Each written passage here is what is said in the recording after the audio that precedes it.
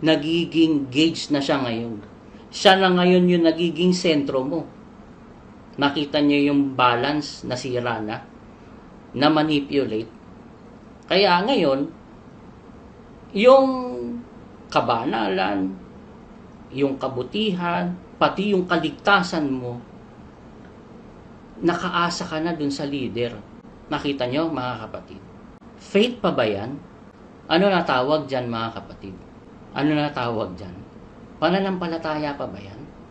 Ayan, no? Kasi dapat daw po respetuhin o magpasakop sa namiminuno. Mali yun.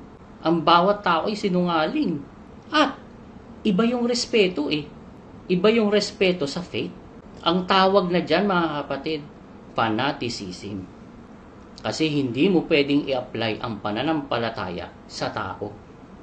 Dahil wag kang magtitiwala sa tao. Wag kayong magsisipaniwala sa bawat espiritu. Nakuha nyo, mga kapatid? Kaya, pagka meron ka na ngayong fanaticism, ano mangyayari? Hindi ka na mag-iisip. Kasi nandun na yung loyalty mo eh. Hindi ka na mag-iisip. At pag hindi ka na nag-iisip, hindi ka na ngayon magtatanong. Nakita nyo? Panatiko ka na eh. At pag hindi ka na ngayon nagtatanong, hindi ka na ngayon magsusuri. Burado yun.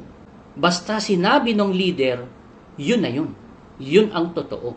Absolute yun. Nakita nyo, mga kapatid? Yun ang pinagkaiba ng fanaticism tsaka faith. Basahin po natin ito, mga kapatid. Alam nyo kung paano nangyayaring yung pananampalataya mo napupunta sa fanaticism or idolatry? Basahin po natin Roma 1:21. Simulan natin ng 21 hanggang 25. Sapagkat kahit kilala nila ang Diyos, siya'y hindi niluwalhati nilang tulad sa Diyos, ni pinasalamatan, kundi bagkus ni walang kabuluhan sa kanilang mga pagmamatuwid, at ang mangmang nilang puso ay pinagdilim. Nakita nyo, mga kapatid? Meron kayong napansin kung kanino nangyayari yan ngayon? Basahin ulit nating maigi Doon ulit, 21. Sapagkat kahit kilala nila ang Diyos, kilala na naman nila eh, siya'y hindi niluwalhati nilang tulad sa Diyos, ni pinasalamatan. Sino na ba ngayon ang mahal nila? Di ba may kanta nga na pinagbawal na? Pwede ba nating i-play yun, Brad Jericho? Sino ang mahal nila ngayon? Naalala ko eh, na pinagbawal ngayong kantahin.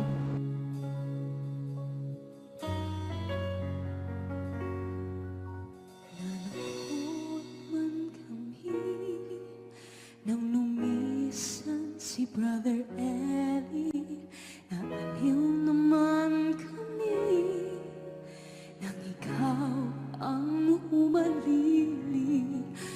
Alam ng Diyos tungkol sa bayan niya ang mabuti, hindi nagkulang. Tapat na taga-akay na lalaki.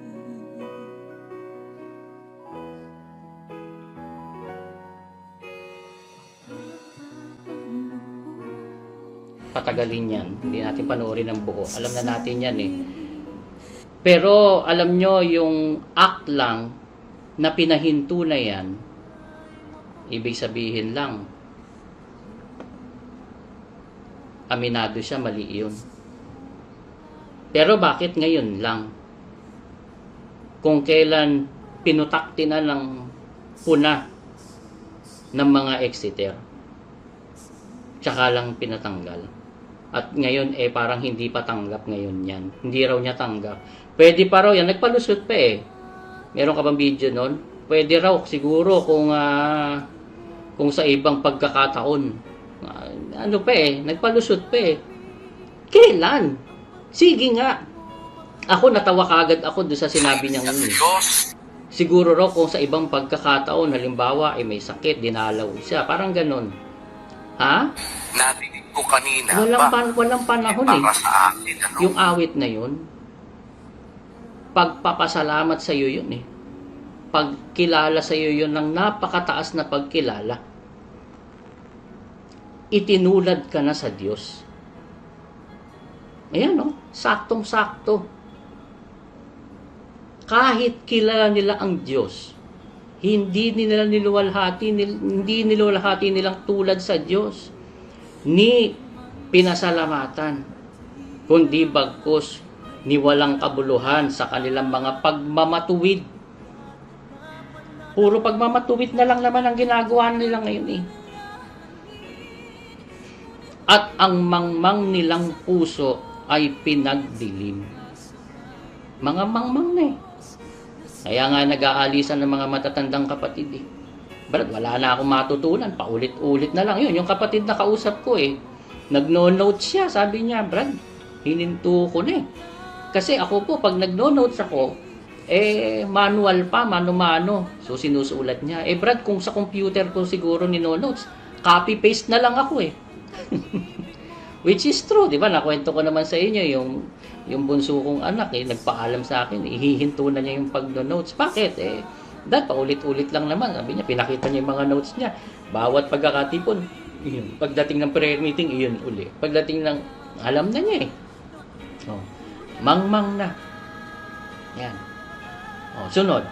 Tuloy. Ang mga nangagmamarunong ay naging mga mangmang. Totoo naman yun. Yan pa, isang nakakapagpakilabot sa mga lalo na yung matatandang mga kapatid. Brad, narinig na naman talaga natin yan eh. Bakit sasabihin ni Josel, ngayon lang po namin ito mas naunawaan. Ngayon lang namin ito narinig, kuya. Ang mga nangagmamarunong ay naging mga mangmang. Totoo naman yan eh.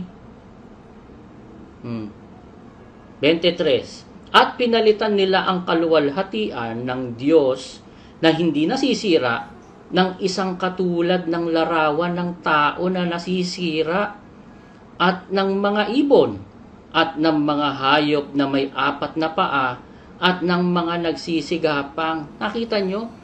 Laging ang pasalamat na kanino? Sa leader nila. Nagbigay ng tulong.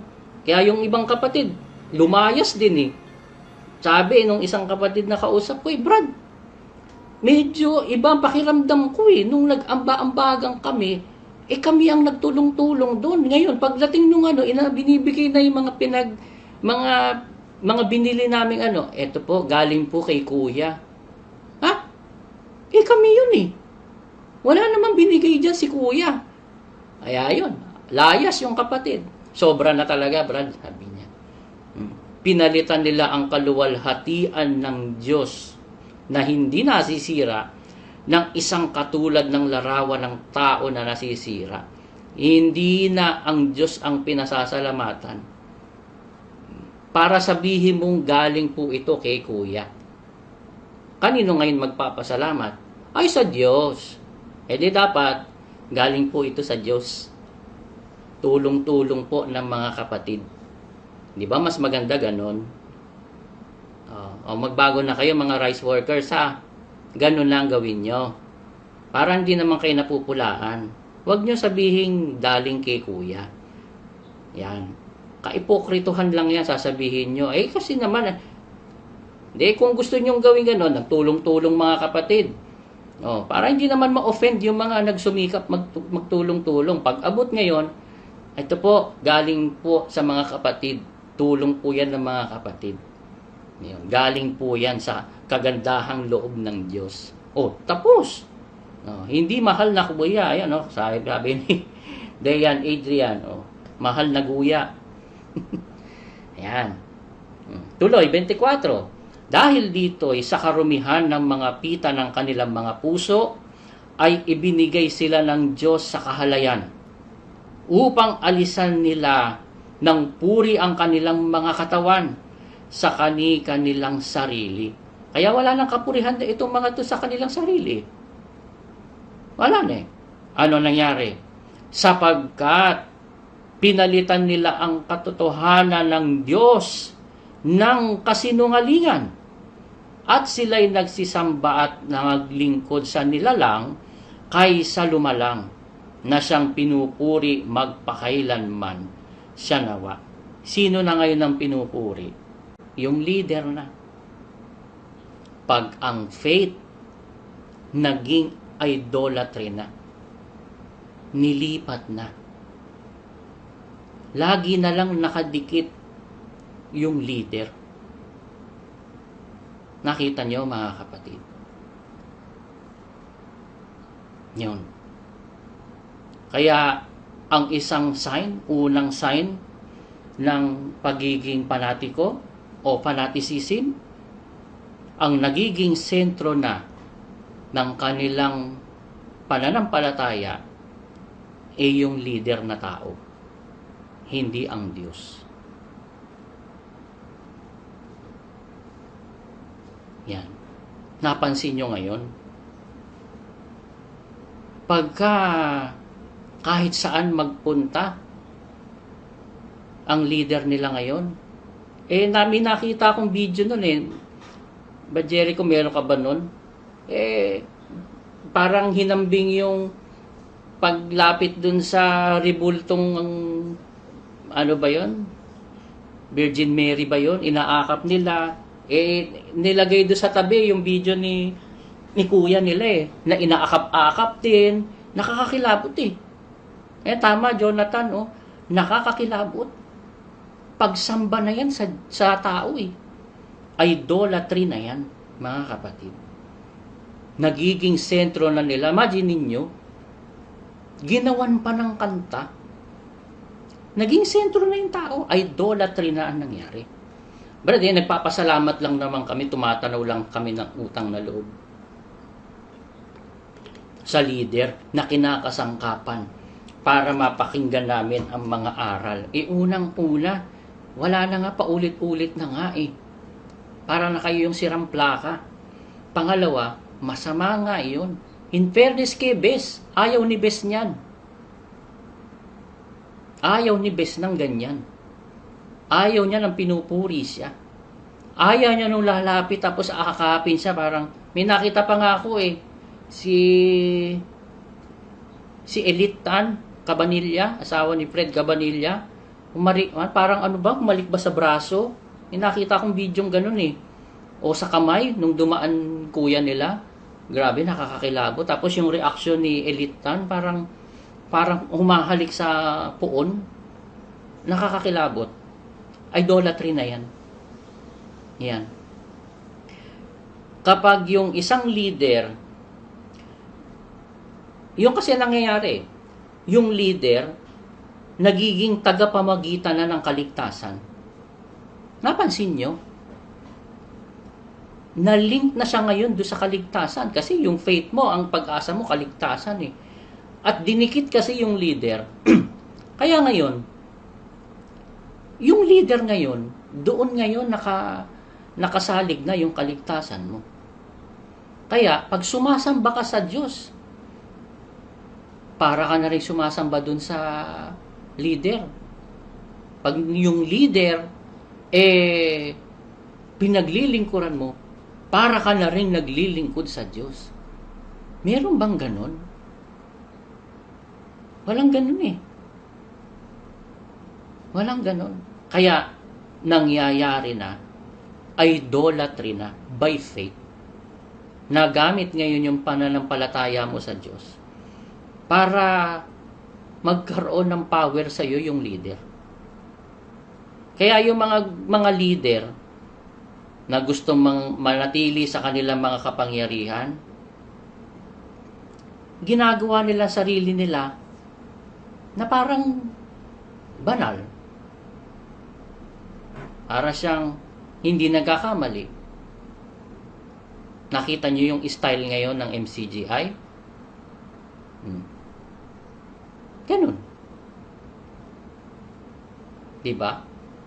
Kaya, pagka ngayon merong mali, hindi na siya matutuwid. Kaya nga walang pagtatanong Meron na kagad naka-filter Hindi ka makakadiretso sa kanya Nakita nyo? At pagka ngayon, idolatry na ang nangyayari sa mga members, wala na makikitang mali sa kanya. Wala na. Kasi ang tingin na sa kanya, napaka-taas eh. Imagine niyo kinakanta nila yung mahal na kuya, umiiyak-iyak pa sila. Idolatry na yun eh. Idolatry na yun. Ngayon, pupunta ka na doon sa blind followers. Magiging blind followers na. Mawawala na ngayon yung pagtatanong mo, pag-iisip mo, pagsusuri mo. Yun. Kaya ano sign nung isang panatiko? Ang sabi ni Kuya,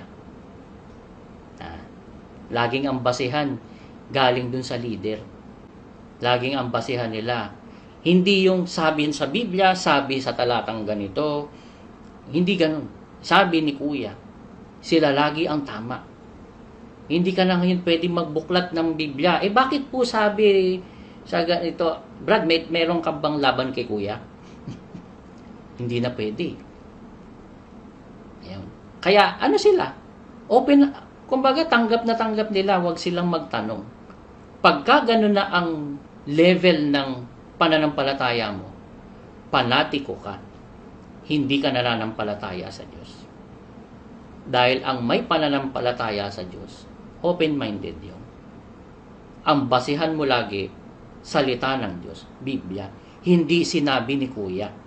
Hindi sinabi ng KNP. Pagka meron kang ngayong nakita, lalapit ka ngayon sa KNP, okay Kuya, o kanino? Bakit meron po akong nabasa eh? Yun. Bakit? Sabi sa Biblia eh. Ano sasabihin sa'yo? Di ba tinuro na yan ni Kuya? Yan. Sila lagi ang tama. Idolatry na yan, kapatid. Hindi na yan faith. Kasi ang faith, nakasentro ka sa salita ng Diyos.